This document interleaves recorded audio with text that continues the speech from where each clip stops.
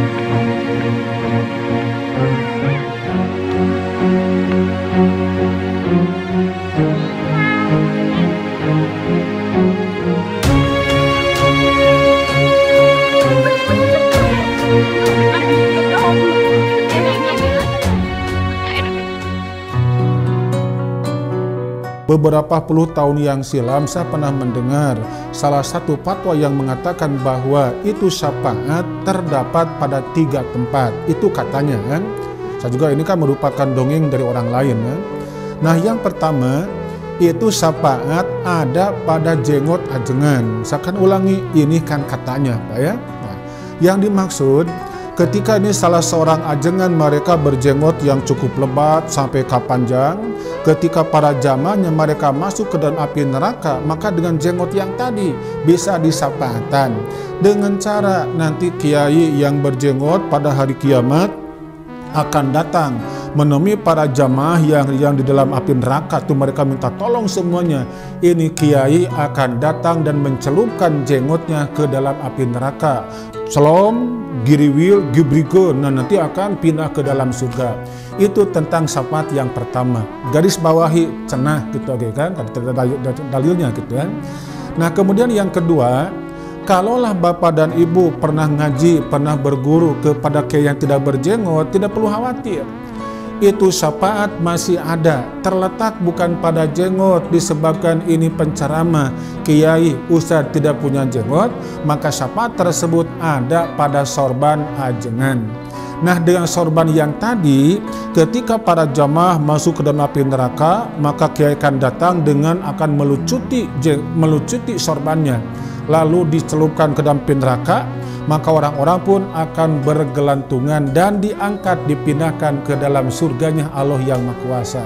Itu juga sama, la asal tidak ada riwayatnya sama sekali. Kemudian yang ketiga, katanya juga ini ya, itu syafaat ada pada saku ajengan, pada pesak ajengan, di saku ajengan. Nah yang dimaksud, ini saku ajengan akan memberikan syafaat nanti pada hari kiamat kepada para jamaahnya, apabila para jamaah tersebut mereka memperhatikan isi saku kiai, isi saku ajengan. Nah itu merupakan beberapa pemahaman di kalangan masyarakat tentang siapakah orang yang berhak memberikan syafaat. Ternyata kata cerita yang tadi itu syafaat ada dalam 3 tempat yang tadi. Yang pertama jenggot kiai atau ajengan, yang kedua sorban kiai, dan yang ketiga saku jubah kiai. Nah itu semua merupakan dongeng yang tidak perlu kita sikapi tentang kebenarannya. Sikapilah itu merupakan sebuah cerita yang diada-adakan. Ketika muncul satu permasalahan, siapakah orang yang berhak untuk dapat syafaat nanti pada hari kiamat? Nah maka di sini munculkan berbagai macam pandangan, muncul berbagai macam pendapat tentang siapakah orang yang berwenang untuk memberikan syafaat dan siapa juga orang yang berhak untuk dapat syafaat. Di yang pertama itu syafaat milik siapa, dan yang kedua bagi siapa. Nah, tentu masalah ini kita tidak bisa mengarang dengan kehendak kita masing-masing atau dengan pendapat kita, tapi harus mengacu kepada dalil yang ada. Nah, yang pertama kita lihat bagaimana kata Al-Quran. Kalau Al-Quran tidak menyatakan, kita bongkar bagaimana sabda Rasulullah SAW.